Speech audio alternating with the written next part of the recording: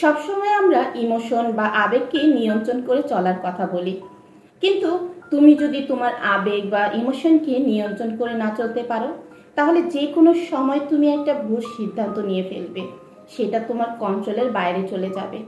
কারণ তুমি তোমার আবেগকে যখন নিয়ন্ত্রণ করতে না পারবে, তখন তোমার দ্বারা ভুল সিদ্ধান্ত হবেই হবে। সত্যি বলতে আমরা প্রায় ইমোশন দ্বারা নিয়ন্ত্রিত হই, বা বলতে গেলে ইমোশন আমাদের কন্ট্রোলের বাইরে চলে যায়, যা আমাদের শারীরিক ও মানসিকভাবে অনেক ক্ষতি করে থাকে। তাহলে চলো জেনে নেওয়া যাক আমরা কিভাবে আমাদের ইমোশনগুলোকে কন্ট্রোল করতে পারি। তার আগে তুমি যদি আমার চ্যানেলে নতুন হয়ে থাকো, চ্যানেলটা সাবস্ক্রাইব করে পাশে থাকা বেল আইকনটা বাজিয়ে দিতে একদম ভুলবে না যেন। আর ভিডিওটা যদি ভালো লেগে থাকে অবশ্যই একটা লাইক করে দিও। তো চলো ভিডিওটা শুরু করা যাক। নাম্বার 1, তাৎক্ষণিক প্রতিক্রিয়া ঝেড়ে ফেলো।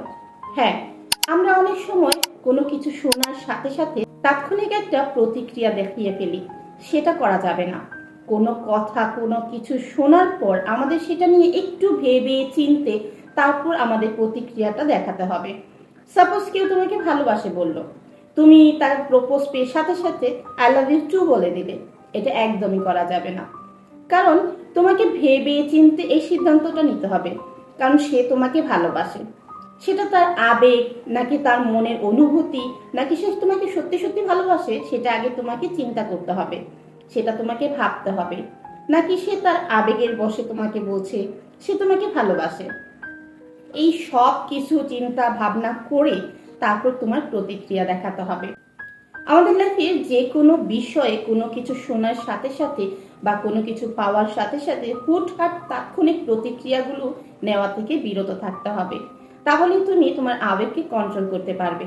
সাপোজ তুমি একটা জব অফার পেয়েছো, হুটহাট খুশি হয়ে গেলে, তাৎক্ষণিকভাবে তোমার প্রতিক্রিয়া দেখিয়ে দিলে তুমি অনেক এক্সাইটেড হয়ে গেলে। কিন্তু না, আগে তুমি যে জবটা পেয়েছো সেটা সুইটেবল কিনা, তোমার উপযুক্ত কিনা, বা তুমি সেটা কিভাবে করতে পারবে বা পারবে কিনা করতে, সব কিছু বিবেচনা করে দেন তোমার প্রতিক্রিয়াটা প্রকাশ করতে হবে। জীবনের প্রতি ক্ষেত্রে তুমি যদি তোমার প্রতিক্রিয়াটা ভেবে চিনতে প্রকাশ করতে পারো, তাহলেই তুমি তোমার আবেগকে নিয়ন্ত্রণ করতে পারবে এবং জীবনে সফলতা অর্জন করতে পারবে। একটা কথা মনে রাখবে, যে তার আবেগকে নিয়ন্ত্রণ করতে পারে না সে কখনো সফলতা অর্জন করতে পারে না। সে সারা জীবন দুঃখে কষ্টেই কাটে, কারণ তার আবেগ অন্যের দ্বারা পরিচালিত হয়। সেখানে তার নিজের কোনো কন্ট্রোল থাকে না। নাম্বার 2, সবসময় সৃষ্টিকর্তাকে স্মরণ করো। হ্যাঁ, আমাদের সুখে দুঃখে বিপদে আপদে সব সময় আমাদের উচিত সৃষ্টিকর্তাকে স্মরণ করা। আর যখন আমরা খুব বেশি অসহায় হয়ে পড়ি, খুব বেশি হতাশায় কাটাই, খুব বেশি সমস্যায় থাকি, তখন আমাদের একমাত্র রাস্তা হচ্ছে সৃষ্টিকর্তাকে স্মরণ করা। বিশ্বাস করো, তুমি যদি মন থেকে সৃষ্টিকর্তাকে স্মরণ করো, দেখবে তোমার মনের সব দুঃখ কষ্ট অনেকটা হালকা হয়ে যাবে এবং তুমি সঠিক পথের সন্ধান অবশ্যই পাবে। তাই যে কোনো সমস্যায় মন থেকে সৃষ্টিকর্তাকে ডাকো, সৃষ্টিকর্তাকে স্মরণ করো। একটা কথা মনে রাখবে, যার কেউ নেই তার সৃষ্টিকর্তা আছে, আর সৃষ্টিকর্তা তার বান্দাকে কখনো নিরাশ করেন না। হয়তো একটু দেরি করেন, কিন্তু নিরাশ একদমই করেন না। তাই তোমার যা চাওয়ার মনের আশা বাসনা সবকিছু তুমি তোমার সৃষ্টিকর্তার কাছে চাও। সৃষ্টিকর্তা তোমার মনে শান্তি অবশ্যই দেবে। নাম্বার 3, স্বাস্থ্যকর উপায় খোঁজো। হ্যাঁ, ইমোশন কন্ট্রোল করতে স্বাস্থ্যকর উপায় খুঁজে বের করো, যাতে করে তুমি সহজেই তোমার আবেগকে নিয়ন্ত্রণ করতে পারো। যখন তোমার মধ্যে খুব বেশি ইমোশন কাজ করবে, তখন কাছের কোনো মানুষের কাছে তোমার মনের কথাগুলো সব খুলে বলো এবং তার মতামত নিয়ে তারপর সিদ্ধান্ত নাও। এছাড়াও তুমি তোমার সকল ইমোশনগুলোকে একটা খাতায় লিখে রাখতে পারো। এতে করে তোমার মনটা অনেক হালকা হয়ে যাবে। নাম্বার 4, অভিজ্ঞতা থেকে শিক্ষা নিন। হ্যাঁ, আমাদের জীবনে যাই ঘটুক না কেন, ভালো মন্দ সবকিছুই কিন্তু আমাদের কোনো না কোনো শিক্ষা অবশ্যই দিয়ে যায়। তাই অভিজ্ঞতা থেকে শিক্ষা নিয়ে ইমোশনকে কন্ট্রোল করতে শিখুন। নিজেকে প্রশ্ন করুন, অতীতে আপনার সাথে কি ঘটেছিল এবং তা থেকে আপনি কি শিক্ষা নিয়েছেন, কি অভিজ্ঞতা পেয়েছেন। সেই অভিজ্ঞতাকে কাজে লাগিয়ে আপনার ইমোশনকে কন্ট্রোল করতে শিখুন। আপনি যখন ইমোশনালি খুব বেশি ডিপ্রেশনে থাকবেন, তখন নিজেকে বোঝান, খারাপ সময় চিরদিন থাকে না।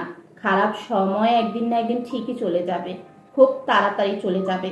তাই এই সময়ে কোনো ভুল সিদ্ধান্ত একদমই নেওয়া যাবে না। ভুল সিদ্ধান্ত নেওয়া থেকে নিজেকে বিরত রাখুন। নিজের ইমোশনকে কন্ট্রোল করতে শিখুন। নিজের ইমোশনকে নিজের আয়ত্তে আনার চেষ্টা করুন। নাম্বার 5, চিন্তার পরিবর্তন করুন। একটা কথা মনে রাখবেন, নেগেটিভ চিন্তা ভাবনা আমাদের ইমোশনের উপর ব্যাপক প্রভাব ফেলে। তাই যেসব বিষয়ে চিন্তা করলে আমাদের ইমোশন বেড়ে যায়, সেসব বিষয় চিন্তা করা বন্ধ করতে হবে। তুমি যতই নেগেটিভ চিন্তা করবে, ততই তোমার ইমোশনের উপর প্রভাব পড়তে শুরু করবে। তাই মাথায় যখনই নেগেটিভ চিন্তা ভাবনা আসবে, তখন সেই নেগেটিভ চিন্তা ভাবনাগুলোকে পজিটিভ চিন্তা ভাবনা দিয়ে প্রতিস্থাপন করার চেষ্টা করো। সাপোজ তোমার মাথায় একটা নেগেটিভ চিন্তা আসলো, তুমি যে কাজটা করছো সেটা তোমাকে দিয়ে হবে না, তুমি পারবে না। সেটাকে তুমি তোমার নিজেকে বোঝাতে চেষ্টা করো, না কেন পারবো না, আমিও পারবো, আমাকে দিয়েও হবে। এইভাবে নেগেটিভ প্রতিক্রিয়াগুলোকে পজিটিভ করে তোলো। দেখবে তোমার আবেগ নিয়ন্ত্রণ করে তুমি সফলতা অর্জন করতে পারবে এবং যে কোনো বিষয়ে তুমি নিজেকে কন্ট্রোল করতে শিখে যাবে। নাম্বার 6, নিজের উপর দখল বাড়ানো।